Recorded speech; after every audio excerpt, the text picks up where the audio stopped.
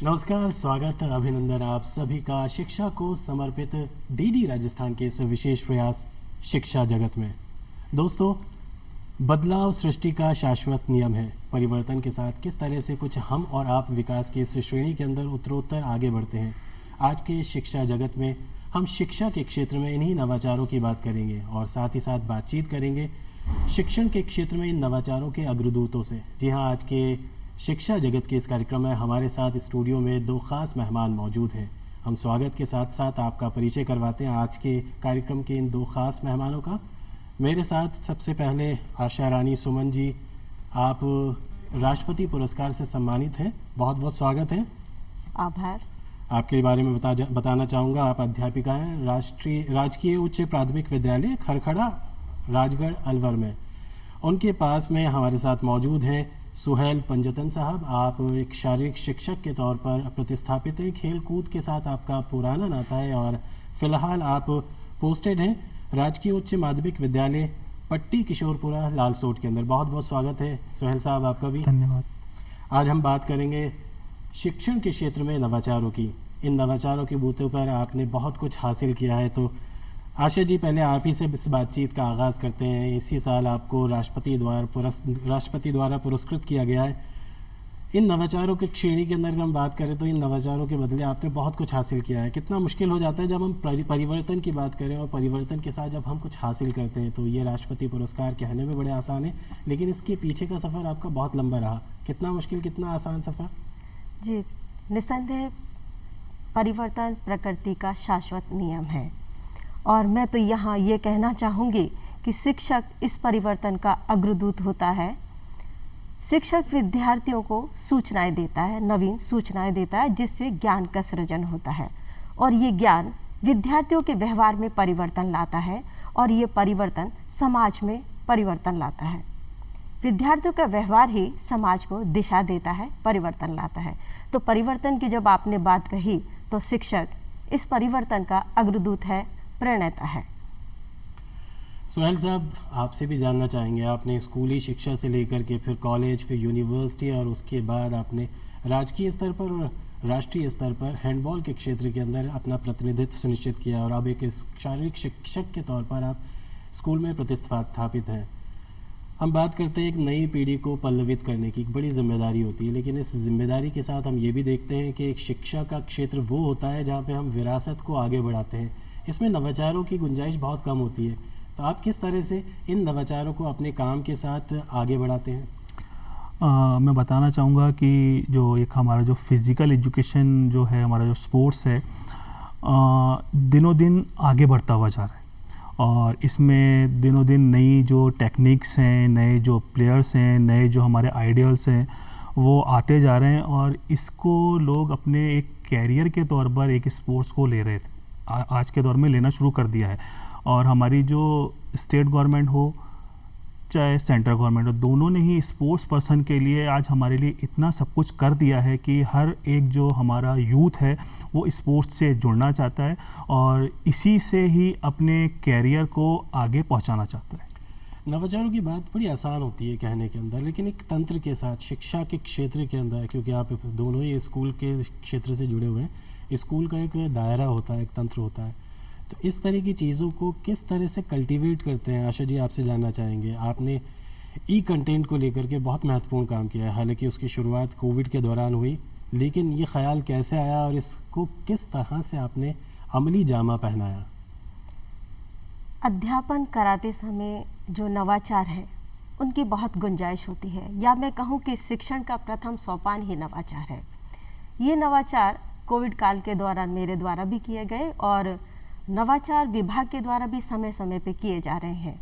मेरे नवाचारों की बात यदि मैं यहाँ पर करना चाहूँगी कि कोविड में जब मेरे बच्चों से सीधा संपर्क मुझसे टूट गया तो मैंने बच्चों से बात करने की कोशिश की और बात करते करते मुझे ये बात समझ में आई कि हर बच्चा मोबाइल से जुड़ा हुआ है, तो क्यों ना इस मोबाइल को ही एक टूल बना लूँ। तो बच्चों के साथ इस मोबाइल को टूल बनाते हुए मैंने छोटे छोटे ऑडियो, वीडियो, कार्टून वीडियोस बना करके बच्चों को भेजे और उसका परिणाम ये हुआ कि मेरे बच्चे इतनी कठिन परिस्थिति में भी शिक्षा की मुख्य धारा से जुड़े रहे। इस तरह का प्रयोग करते समय विभाग ने शिक्षा दर्शन कार्यक्रम के तहत मेरे इन कार्टून वीडियोस को प्रसारित किया, जिससे करीबन 90 से 94 लाख बच्चे लाभान्वित हुए। स्कूल के एक शिक्षक के तौर पर भले ही आप कुछ ही छात्रों के साथ जुड़ी हुई हैं, लेकिन जब आप ऑनलाइन मोड पर आई तो आपने बताया आपका दायरा बढ़ करके लाखों छात्रों तक पहुंच गया। सुहेल साहब, आपसे भी जानना चाहेंगे, हम बात करते हैं सीमित संसाधनों की। एक शारीरिक शिक्षक के तौर पर हम बात करें तो आपका एक लिमिटेड दायरा है, लेकिन शारीरिक शिक्षण अपने आप में बहुत बड़ी चीज़ है, क्योंकि हम सर्वांगीण विकास की बात करें एक छात्र के लिए तो उसके अंदर बहुत सारी चीज़ें आती थी, सिर्फ अक्षर ज्ञान ही नहीं है, किताबी ज्ञान ही नहीं है। तो एक शिक्षक के तौर पर कितनी बड़ी चुनौती मानते हैं आप?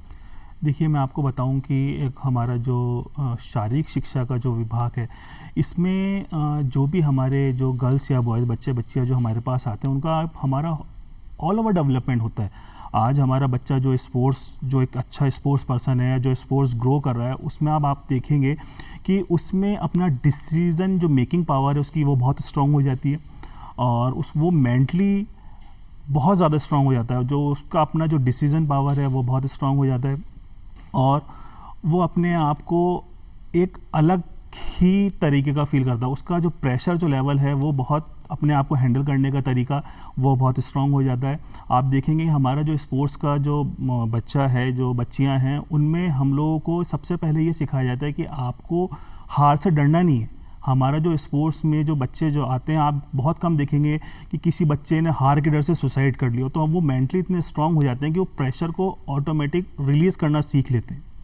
ज़रूर सुहेल साहब, बहुत अच्छी बात बताई। हार से लड़ना है, हमें उससे हारना नहीं है।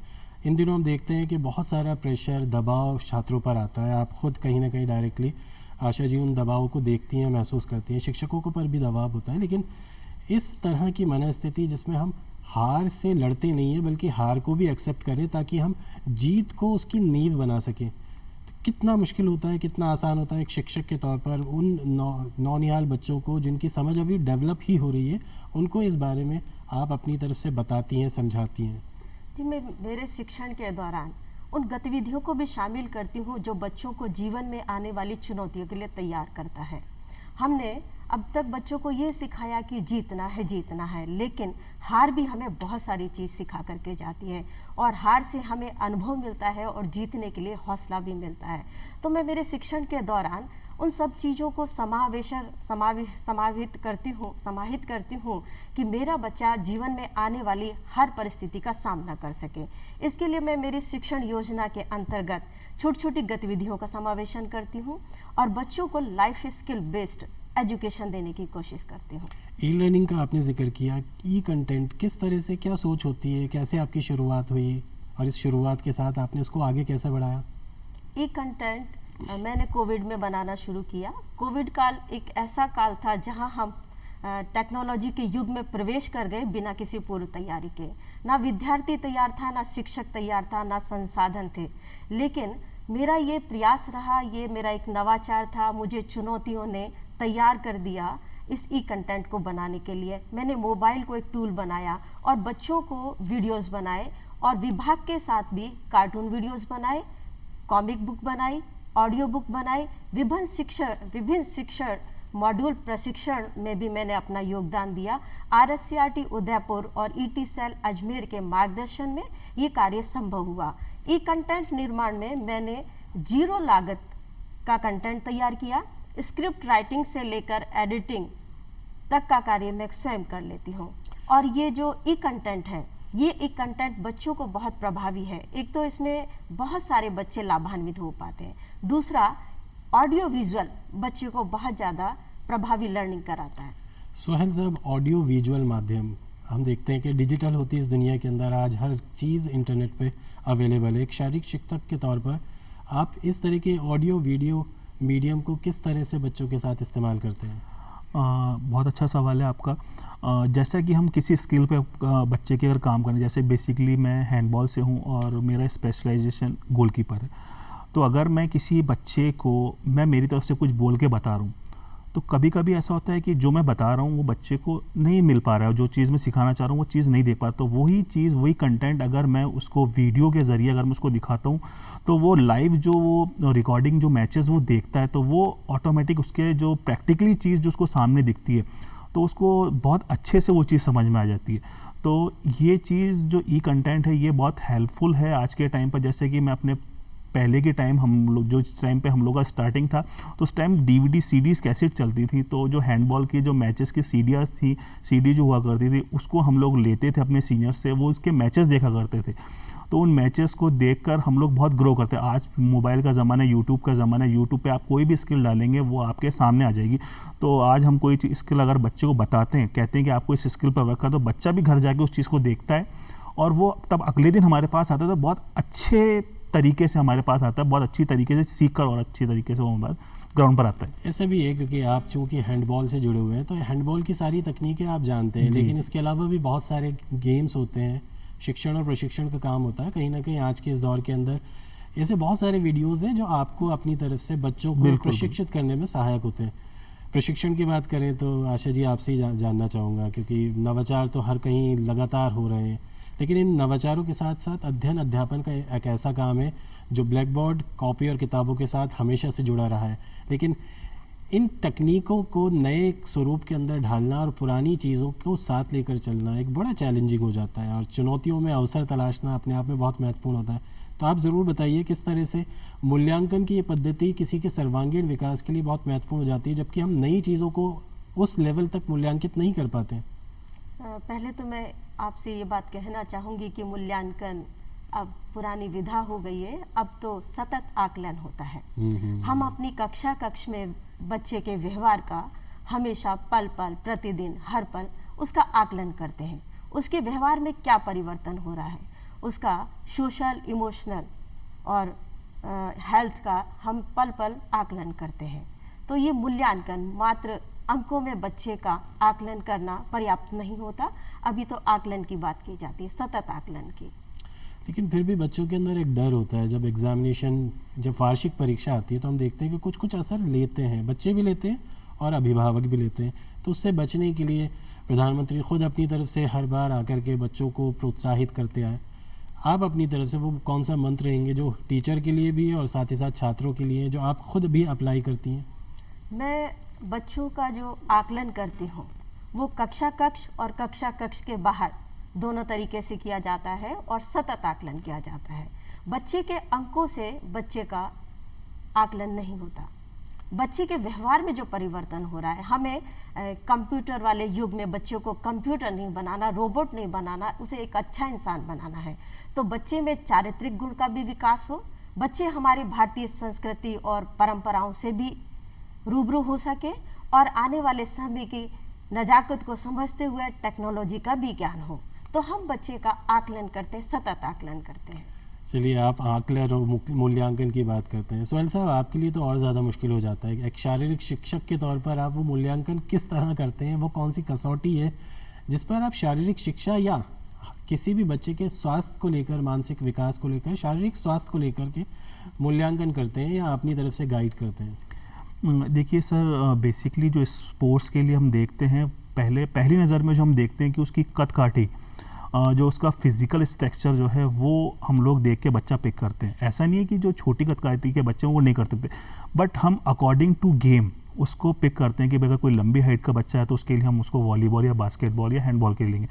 छोटी हाइट का पतला दुबला बच्चा है तो उसको हम जो हमारे लॉन्ग डिस्टेंस जो रनिंग है उसके लिए लेंगे। थोड़ा सा अगर मजबूत कद-काठी का जो अगर बच्चा है, मस्कुलर बॉडी टाइप का बच्चा है, उसको हम स्प्रिंटिंग इवेंट के लिए लेते हैं। तो हम लोगों के लिए इसको पिक करना आसान हो जाता है। फिर हम लोगों के पास कई जो स्किल्स हैं स्पोर्ट्स की, जिससे कि रनिंग हो गया, हमारे वेट ट्रेनिंग हो गया, उसके अकॉर्डिंग हम लोगों को बच्चों का एक टेस्ट लेकर उसको हम लोग अकॉर्डिंग टू उसके हम गेम के अंदर उसको मतलब उसको डेवलप करना शुरू कर देते हैं। ये नहीं कि हम उस चीज़ को थोप रहे हैं कि आज आपको वॉलीबॉल ही खेलना है, नहीं। हम उसकी बॉडी स्ट्रक्चर को देखते हैं कि वो किस लेवल पर अपने को किस गेम के लिए एक अच्छा प्लेयर बन सकता है। तो थोपने वाली बात ना करके उसके हम बॉडी स्ट्रक्चर को हम लेते हैं, देखते हैं उसको कि किस तरीके से वो अपने अच्छे गेम के लिए डेवलप कर पाएगा। कहीं ना कहीं शारीरिक क्षमता को देख कर, परख करके उसके लिए करियर ऑप्शन या खेलों के अंदर उसकी प्रतिस्पर्धा को सुनिश्चित किया जाता है। आशा जी, आपसे ज़रूर जानना चाहेंगे। यूँ तो एकेडमिक तौर पर हम देखते हैं कि लोगों के लिए एक अध्ययन अध्यापन के क्षेत्र में, एकेडमिक के क्षेत्र में कुछ पर्टिकुलर करियर ऑप्शन होते हैं जो अक्सर अभिभावक माता पिता तय करते हैं कि आप डॉक्टर बन जाइए, इंजीनियर बन जाइए या आईटी सेक्टर में चले जाइए। लेकिन इसके अलावा भी बहुत सारे क्षेत्र हैं। अगर हम शारीरिक शिक्षा की बात करें तो अगर क्रिकेट में अच्छे हो तो तुम्हें तेंदुलकर बनना है, अगर आप टेनिस में अच्छे हो तो आपको सानिया मिर्ज़ा बनना है, बैडमिंटन अच्छे खेलते हो तो साइना नेहवाल बनना है। इसी तरह से शूटिंग के अंदर अभिनव बिंद्रा या नीरज चोपड़ा एथलीट की बात करें। लेकिन इसके अलावा भी करियर ऑप्शन है। आप अपनी तरफ से इन चीज़ों को, क्योंकि नई एजुकेशनल पॉलिसी के अंदर इन बातों का भी ख्याल रखा गया है कि हम बहुत सारी स्किल्स को भी बच्चों को सिखाने की कोशिश करते हैं। और आप चूँकि खुद उन छोटे क्लास के बच्चों के साथ डील करती हैं जिनका अभी करियर शुरू हो रहा है, नींव मजबूत हो रही है, तो किस तरह से आपकी अप्रोच होती है? जी, पहले तो मैं ये कहूँगी कि वर्तमान में लोगों की सोच भी बदलने लगी है। पहले कहा जाता था कि पढ़ोगे लिखोगे बनोगे नवाब और खेलोगे कूदोगे तो बनोगे खराब, लेकिन अब कहा जाता है कि पढ़ोगे लिखोगे बनोगे नवाब, लेकिन खेलोगे कूदोगे तो बनोगे लाजवाब। तो खेलों का महत्व तो हम नकार नहीं सकते।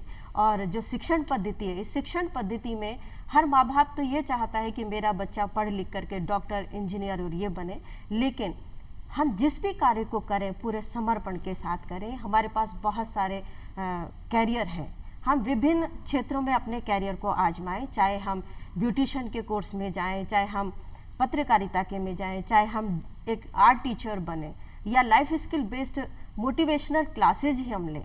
तो किसी भी क्षेत्र में जाएं, हम अपना बेस्ट दें और उसी में अपनी पहचान बनाएं। सोहेल साहब, ऐसे बहुत सारे इवेंट जो स्कूली शिक्षा के स्तर पर ही अब शुरू हो गए। हम खेलो इंडिया मूवमेंट को देख लें, राज्य स्तर पर भी बहुत सारी प्रतियोगिताएं, ग्रामीण ओलंपिक हो गए और बीते दिनों क्रिकेट के अंदर लोकल लेवल के ऊपर बहुत सारे टूर्नामेंट होते हैं। इस तरह की अप्रोच को आप किस तरह से देखते हैं? सर, ये आपका बहुत ही अच्छा क्वेश्चन है। इसका मैं आपको रिसेंटली एग्जांपल बताता हूँ। जैसा कि अभी राजस्थान गवर्नमेंट ने राजीव गांधी ग्रामीण और शहरी ओलंपिक खेल जो अभी हमारे चल रहे हैं कंटिन्यू, अभी इसका एक टूर्नामेंट स्टेट लेवल का बाकी रह गया, तो इसमें आप देखेंगे कि इतना जोश और इतना जुनून इतना देखने को मिला है कि जो ग्रामीण अंचल की जो मतलब मैं कहना चाहूँ मेरी मम्मी की एज की जो लेडीज़ हैं वो भी इतना बढ़ चढ़ के उन लोगों ने हिस्सा लिया। जैसे रस्साकसी का जो गेम था, तो उसमें जितनी भी ग्रामीण औरतें थीं उन्होंने इतना इन्जॉय करा है इस टूर्नामेंट को और इस सारे इवेंट को। तो एक तरीके से हमने वहाँ देखा कि वहाँ का एक माहौल इतना पीसफुल माहौल था, जो हमारा जो मतलब आदमी या औरत की जो एक टेंशनें जो होती है ना, वो भूल कर ग्राउंड में सब लोग आए। उन्होंने सारे गेम बहुत अच्छे तरीके से खेले और मैं कह रहा हूँ और मोस्ट प्रोबेबली उसमें जो भी हम लोगों ने गेम करवाए, जो गवर्नमेंट ने हम लोग जो गेम करवाने के लिए कहा था, उसमें 101% आप देखेंगे फ्यूचर के अंदर हमें हर गेम का एक आउटस्टैंडिंग प्लेयर निकल कर आएगा। और ये जो गेम्स हैं उन लोगों के लिए बहुत बहुत बहुत ज़्यादा हेल्पफुल होंगे। यकीनन भविष्य सुखद है, क्योंकि इस तरह की तैयारियां जब बच्चों को बहुत अर्ली एज के अंदर मिलती है तो उसके परिणाम भी बेहतर होते हैं। आशा जी, आपसे ज़रूर जानना चाहूँगा, किताबी शिक्षा अलग होती है लेकिन जीवन की शिक्षा अलग होती है, अक्षर ज्ञान अलग होता है लेकिन वास्तविक ज्ञान अलग होता है। बच्चों के सर्वांगीण विकास के अंदर ये मंत्र कितना काम होता है कि किताबों के अलग भी दुनिया है और अक्षरों के अलग भी ज्ञान होता है, इसका आप किस तरह से ख्याल रखती हैं? जी, अभी तो कक्षीय शिक्षण में हम सिर्फ विषय वस्तु आधारित ही शिक्षण नहीं कराते, बल्कि इस शिक्षण प्रक्रिया के अंतर्गत हम बाहरी चीज़ों का भी बच्चों को ज्ञान देते हैं और ऐसा ज्ञान देते हैं जो उसके जीवन के लिए महत्वपूर्ण होता है, उसको जीवन जीने में मदद करता है। तो सिर्फ किताबी ज्ञान से पार नहीं पड़ने वाली, हमें उसे जीवन कौशल शिक्षा देनी होगी ताकि बच्चा जीवन में आने वाली हर परिस्थिति का दृढ़ता के साथ सामना कर सके और वो एक अच्छा इंसान बन सके। आप दोनों ही ग्रामीण परिवेश के साथ जुड़े हुए हैं, आपका कार्यक्षेत्र ग्रामीण परिवेश ही है, तो ऐसे क्षेत्र के अंदर काम करना कितना मुश्किल होता है और साथ ही साथ इन चुनौतियों को आप कैसे पार कर पाते हैं? सोहेल साहब, आपसे जानना चाहेंगे, आप ग्रामीण परिवेश के छात्रों को खेलकूद की स्पर्धाओं के लिए किस तरह से तैयार करते हैं, क्या अप्रोच होती है? क्योंकि हमारे दर्शकों में बहुत सारे ऐसे टीचर भी हैं जो आपको देख करके सीखेंगे कि वो कौन सी तकनीक है जिसका इस्तेमाल करके आप बेस्ट आउटपुट ला सकते हैं। देखिए, मैं आपको बता दूं, ग्रामीण अंचल का जो हमारा बच्चा है या बच्चियां हैं, वो हमारे पास स्पोर्ट्स के लिए जो आते हैं तो हम लोगों को उनको सिखाने में बहुत ज़्यादा आसानी रहती है, जो कि मेरा एक एक्सपीरियंस रहा है। पहली बात तो वो अपने ग्राउंड के लिए अप्रोच कर पाते हैं बहुत जल्दी, क्योंकि जैसे कि हमारे सिटीज़ में देखा गया कि ग्राउंड थोड़ा दूर होता है तो एक पेरेंट्स सोचता है कि बच्चा जाएगा कैसे, आएगा कैसे।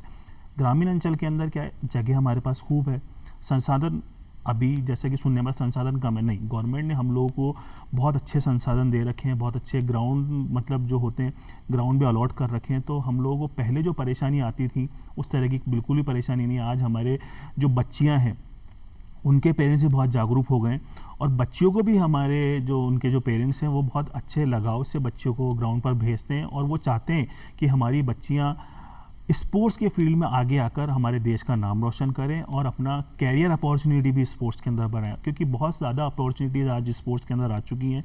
तो हर ग्रामीण हो चाहे वो शहरी बच्चा हो, आज स्पोर्ट्स की तरफ उसका लगाव बहुत ज़्यादा हो चुका है और हमारे पास इंडिया के अंदर रोल मॉडल बहुत ज़्यादा हो गए हैं।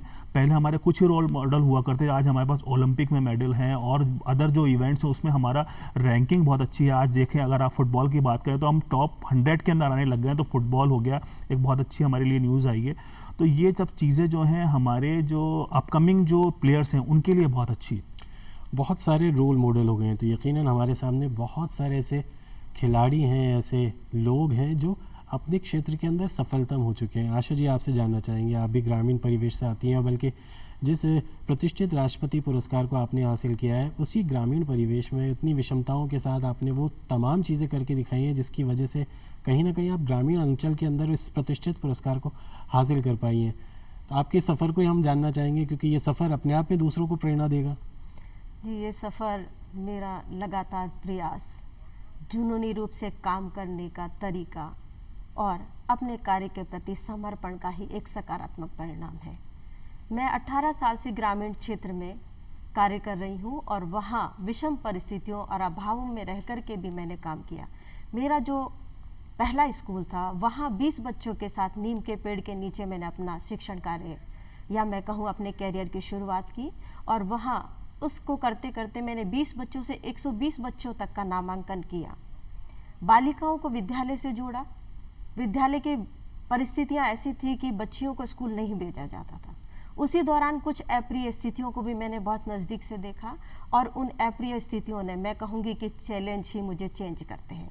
जब वो अप्रिय स्थितियों को मैंने देखा तो मैंने एक अपना जुनून बना लिया कि मैं हर बालिका को, हर महिला को आत्मरक्षा का प्रशिक्षण दूंगी और मैं गुड टच, बैड टच और अपने सुरक्षा टिप्स उन बच्चों को सिखाती हूँ। राजस्थान में लगभग 30,000 बालिकाओं को ये प्रशिक्षण मैं दे चुकी हूँ। वर्तमान विद्यालय में भी बहुत सारी समस्याएं आई। भौतिक संसाधन नहीं थे। भौतिक संसाधनों के लिए मैंने भामाशाहों को जोड़ा, विभागीय योजनाओं का फ़ायदा लिया और आज इस सफ़र में मैं कहूँ सबसे पहले तो मैं आभार व्यक्त करना चाहूँगी मेरे राजस्थान सरकार का, भारत सरकार का, राष्ट्रपति महोदया का, प्रधानमंत्री जी का, मेरे शिक्षक साथियों का और मेरे नन्हे मुन्ने बच्चों का, जिन्होंने इस कठिन सफ़र में भी मेरा साथ दिया, मुझे हौसला दिया, मुझे ऊर्जा दी। यकीनन ये ऊर्जा आप दूसरों तक भी पहुंचाएंगे और इस ऊर्जा की बदौलत बहुत सकारात्मक बदलाव हम अपने आसपास लगातार होता हुआ भी देखेंगे। सुहेल साहब, आपके पास आना चाहेंगे, आप हैंडबॉल के खिलाड़ी रहे, कैसा रहा आपका ये सफ़र? आज आप एक शारीरिक शिक्षक के तौर पर पदस्थापित हैं, तो एक खिलाड़ी के तौर पर वो कौन सी तैयारियां करनी चाहिए जो आप उस क्षेत्र के अंदर अपना करियर बना सकते हैं? देखिए, मैं आपको सबसे पहले बताऊं, आप अपने जो भी कोचेज़ हैं आप उनकी इज़्ज़त बहुत करें, क्योंकि एक कोच के ही बलबूते हैं जो हम एक अच्छा प्लेयर बन सकते हैं। और हमारे जो इसमें सबसे बड़ा जो रोल होता है हमारे पेरेंट्स का होता है। आपके पेरेंट्स आपको सपोर्ट करें, आपके कोचेस जो आपको भी जो भी गाइडलाइन आपको वो दे रहे हैं। एक टाइम तो वो लगता है कि यार कोच हमें इतनी हार्ड प्रैक्टिस करवा रहे हैं, इतना कुछ रनिंग करवाते हैं, इतना हार्ड प्रैक्टिस करवाते हैं, तो उस जो मेहनत है उससे जीना चुराएं, क्योंकि जो आप कल की जो आपकी जो मेहनत है वो आपको आने वाले भविष्य के अंदर आपको बहुत अच्छा रिजल्ट दे के जाएगी। तो अपनी मेहनत से दिल ना चुराएं। जो आपके कोचेस हैं, जो आपके सीनियर्स हैं, उनकी इज्जत बहुत करें, उनसे सीखें बहुत। एक छात्र के तौर पर यकीनन अपने आज में आपको भरपूर मेहनत करनी होगी ताकि आपका भविष्य सुखद हो, सफल हो, सुनिश्चित किया जा सकता है अपनी आज की मेहनत के बाद। वहीं एक अध्यापक होने के नाते आपसे ये भी हम सीख सकते हैं कि किस तरह से अपने काम के अलावा दूसरे कामों के अंदर आप इन्वॉल्व होंगे, नवाचारों को समाहित करेंगे, तो यकीनन आप दूसरों की राह प्रशस्त करेंगे, एक नई पीढ़ी बना सकेंगे, एक नई पीढ़ी को बेहतर संस्कृति सुसंस्कृत करेंगे और ऊर्जावान बना सकेंगे। वक्त हो गया आज की इस चर्चा को यहीं पे थामे, लेकिन जाने से पहले हम आप दोनों का हमारे स्टूडियो में पधारने के लिए देंगे बहुत बहुत धन्यवाद। आप यहाँ पर आए और साथ ही साथ शुभकामनाएं, आप लगातार अपने कामों के अंदर सफलता अर्जित कर सकें। आभार, धन्यवाद। और विषय को लेकर हम और आप शिक्षक जगत के अंदर करेंगे कुछ सारगर्भित चर्चा। फिलहाल के लिए मुजीब को दीजिए अनुमति। नमस्कार।